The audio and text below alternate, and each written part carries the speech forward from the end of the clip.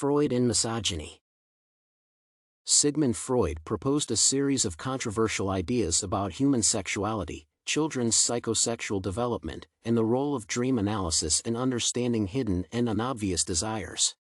More than 80 years after Freud's death, his ideas and views of life and human psychology still cause controversy, especially when it comes to his attitudes to women.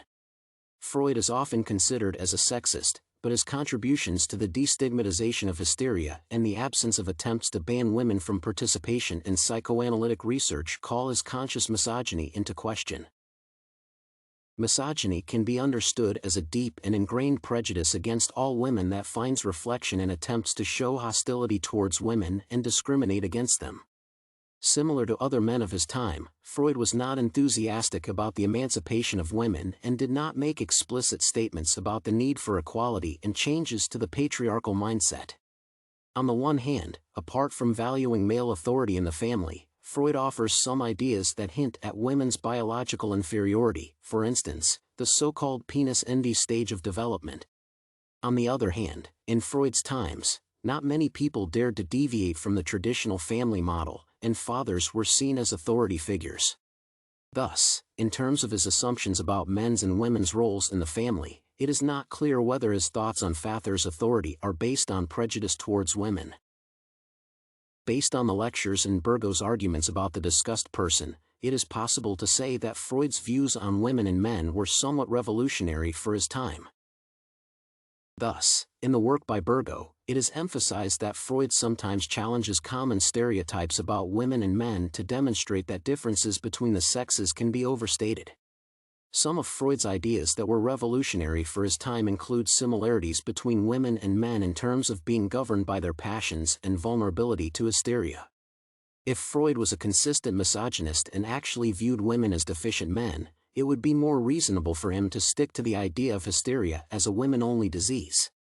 An obvious misogynist would probably refer to common stereotypes about women's poor self-control and limited psychological fortitude to explain the symptoms of hysteria, but Freud avoided explicit arguments about women's disadvantage in terms of mental fortitude.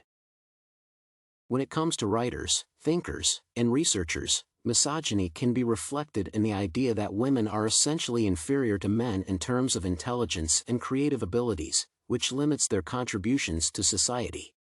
Although many researchers view Freud as an explicit misogynist based on some of his theoretical concepts, the situation becomes more ambiguous if attention is paid to his attitudes to women in psychoanalysis. Unlike many of his male contemporaries, Freud did not insist on women's intellectual inferiority or try to make psychoanalysis a male-dominated field. An explicit and consistent misogynist would probably ignore or underestimate women's attempts to contribute to psychoanalysis and psychology research. In contrast to that, Freud included Sabina Spielrein's concept of the death drive in his psychoanalysis theory. He also made extensive use of female patients' cases to improve theories and approaches to treatment. In summary, although Freud's ideas are far from gender egalitarian views and efforts to fully destroy prejudice against women, it is doubtful that this man can be called a consistent misogynist. Many of his views, including the father's role as the provider and the head of the family, were simply typical for his time and reflected traditional views on role distribution between women and men.